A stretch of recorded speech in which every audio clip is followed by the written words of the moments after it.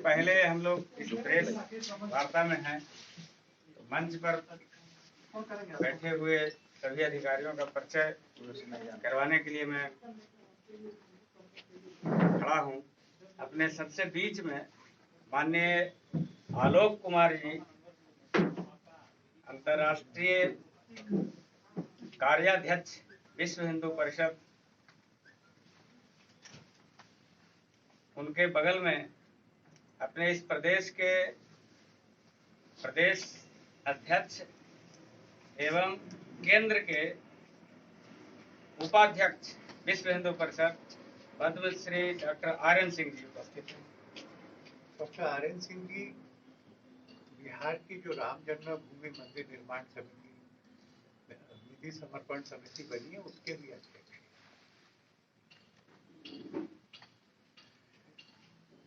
फिर इधर से दूसरे अपने श्री कामेश्वर चौपाल जी और श्री राम जन्मभूमि तीर्थ क्षेत्र ट्रस्ट जो बना है अयोध्या में, उसके प्रन्यासी भी हैं। सबसे बाएं तरफ श्री मोहन सिंह जी, अपने राष्ट्रीय स्वयंसेवक संघ के क्षेत्र कार्यवाह के नाते अभी तक दायित्व है।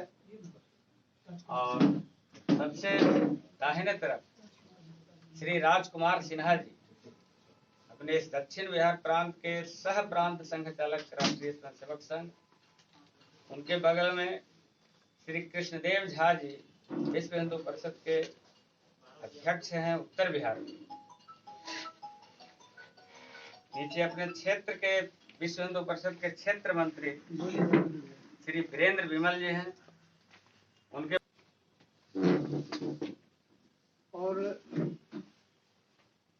विश्व हिंदू परिषद ने श्री राम जन्मभूमि तीर्थ क्षेत्र को कहा कि ये बहुत बड़ा काम है, मंदिर बनना है, बाकी सुविधाएं बननी है जिनका मैं अभी जिक्र करूंगा। और शुरू से ही हमारे इस आग्रह को सबने स्वीकार किया था कि ये मंदिर बनने के लिए और जो 70 एकड़ का क्षेत्र है उसके निर्माण के लिए सरकार से पैसा नहीं है।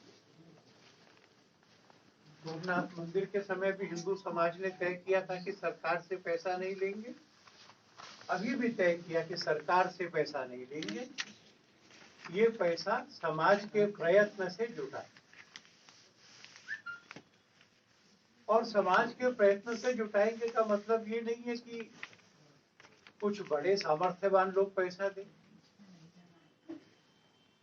समाज से जुटाएंगे का अर्थ ये है कि पूरा हिंदू समाज, वो झोपड़पट्टी में रहता है, वो किसी छोटे गांव में रहता है, वो किसी पहाड़ी क्षेत्र में रहता है, फुटपाथ पे रहता है, उसको भी अपने राम जी के मंदिर के लिए पैसा देने के लिए अवसर मिला। तो विश्व हिंदू परिषद ने श्री राम जन्मभूमि तीर्थ क्षेत्र को प्रार्थना की थी कि इस पैसा जुटाने के काम में हम सब लगने को तैयार हैं। हमारी प्रार्थना उन्होंने स्वीकार करके हमको ये काम करने का अवसर दिया। अब से पहले जब हम दिल्ली में बैठे थे, कितने गांवों में जा सकते हैं इसका विचार किया था, कितने परिवारों में जा सकते हैं इसका विचार किया। और उस समय के निर्णय के आधार पर हमने प्रेस कॉन्फ्रेंस में कहा था कि हम देश के 4 लाख गांवों में जाएंगे और 11 करोड़ परिवारों में जाएंगे। देश भर में बैठकें हुई, हर प्रांत में, हर जिले में बैठक हुई। तो मुझे आपके सामने आज कहने में बहुत आनंद है कि इस अभियान में 15 जनवरी मकर संक्रांति से लेकर 27 फरवरी माघी पूर्णिमा तक देश के 5.25 लाख गांवों में हम जाएंगे और 13 करोड़ परिवारों का दरवाजा खटखटा करके उनसे कहेंगे कि निधि समर्पण करो। 13 करोड़ माने 65 करोड़ समाज के लोग, उनके निधि समर्पण से ये मंदिर बने। हमने बिहार में भी इसके लिए एक समिति बनाई है, अभी परिचय कराया गया। पद्मश्री डॉक्टर RN सिंह उसके अध्यक्ष हैं, हमारे मोहन सिंह जी उसके मंत्री हैं। उसकी एक सूची हम आपके साथ शेयर करें। इस पूरे अभियान को बिहार में मार्गदर्शन करने के लिए पूज्य जीयर स्वामी जी और बाकी संतों की भी एक समिति बनी, उसकी भी लिस्ट हम आपके साथ शेयर करें। बिहार की समिति ने ये निर्णय किया है कि अपनी ताकत और क्षमता को देखते हुए हम बिहार के 35,000 गांवों में जा सकते हैं। 1.5 करोड़ फैमिलीज तक जा सकते हैं और ऐसे बिहार में से 7.5 करोड़ लोग इस अभियान के लिए निधि समर्पण करें। ये पूरा का पूरा सिस्टम ट्रांसपेरेंट होगा, कोई एक भी पैसा बिना रसीद के नहीं लेंगे। और इसलिए 10 रुपए, 100 रुपए और 1000 रुपए, इन 3 डिनोमिनेशंस के कूपन से राम जन्मभूमि का मंदिर का चित्र है, राम जी का चित्र है, 10 रुपए भी कोई देंगे, श्रद्धा से लेके कूपन देंगे, अपनी पूजा में लगा सकते। जो 2000 से ऊपर की राशि देंगे उनको रसीद देंगे। उसके लिए 80 GB और एक हाईटेक सिस्टम बनाकर ये तय किया कि 5-5 लोगों की एक टोली बनेगी कलेक्शन के लिए, घर घर जाने के लिए, गांव गांव जाने के लिए। हर 5 टोलियों पर एक संग्राहक होगा। वह संग्राहक 3 में से कोई एक बैंक छांटेगा, State Bank of India, Punjab National Bank, Bank of Baroda. उसमें जाके वो रजिस्टर करेगा जिसमें हर एक डिपॉजिटर को उसका स्पेसिफिक कोड नंबर मिलेगा। ये निश्चित किया है कि जितनी भी कलेक्शन होगी हर 48 घंटे में वो कलेक्शन बैंक में जमा हो। इसलिए हर एक डिपॉजिटर का, माने हर एक मोहल्ले में वो जो संग्राहक है उसका अकाउंट अलग होता है और रोज रात को 11:30 बजे तक पूरे देश में कितना पैसा इकट्ठा हुआ इसका अकाउंट। ऐसा पूरा ट्रांसपेरेंट मेथड, इसके द्वारा निधि संग्रह होगा। आपको मालूम है कि ये जो मंदिर बन रहा है इसको लार्सन और टूब्रो बना रहे हैं, टाटा कंसल्टेंसी इंजीनियर्स, ये इसके मैनेजमेंट कंसल्टेंट्स हैं। IIT चेन्नई, गुवाहाटी, CBRI रुड़की, ये सब भी हम इसमें सहयोग ले रहे हैं। और जो नेशनल इंस्टीट्यूट ऑफ टेक्नोलॉजी है उसका भी सहयोग ले रहे हैं। 3 मंजिलों का मंदिर होगा, आकाश को छूता हुआ, 160 फीट ऊंचा, 2.7 एकर्स में होगा। और हम उम्मीद कर रहे हैं कि हम 2024 में आप सबको मंदिर में दर्शन के लिए बुला सकें। हम ये मानते हैं कि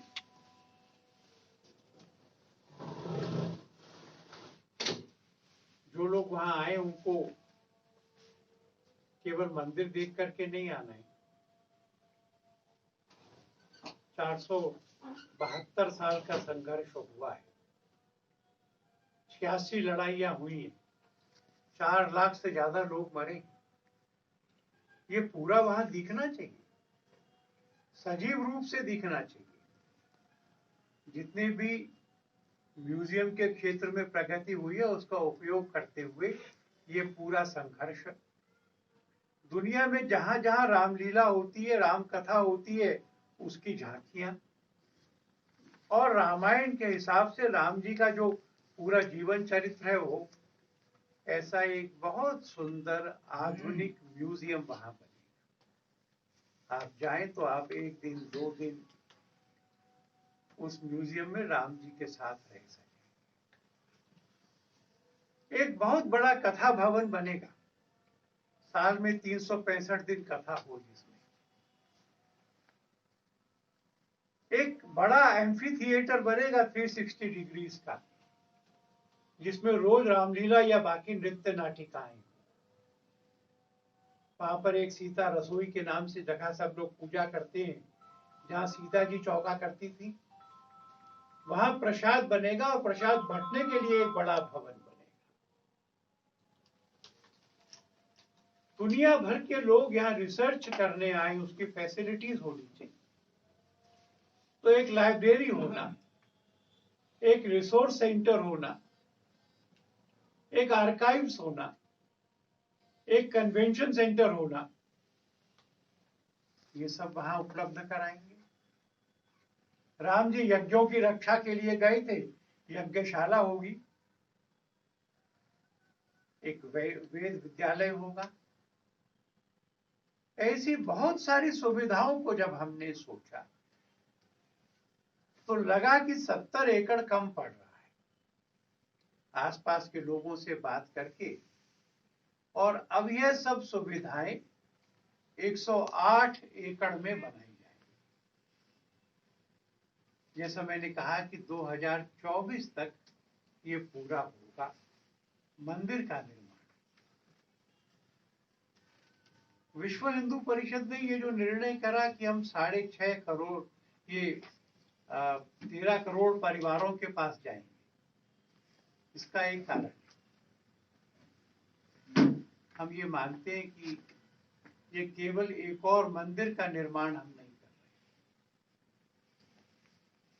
हम राम राज्य की ओर बढ़ रहे हैं। और इसलिए ये जो आने वाले 3 साल हैं, अब संघर्ष का समय तो बीत गया, अब निर्माण का समय है। तो हम सब फोकस करेंगे इस बात पर कि इस निधि संग्रह के साथ साथ जिन गुणों को राम ने अपने जीवन में प्रकट किया, जैसे वो केवट के पास गए और केवट राज को जब अपने गले मिलने के लिए निमंत्रित किया, तो केवट ने कहा कि मेरी बहुत छोटी जाति है। राम का उत्तर जो तुलसी रामायण में है वो ये है कि मैं छोटी बड़ी नहीं मानता, मैं प्रेम का रिश्ता मानता। समरसता, ऊंच नीच छोटे बड़े की भावना को समाप्त।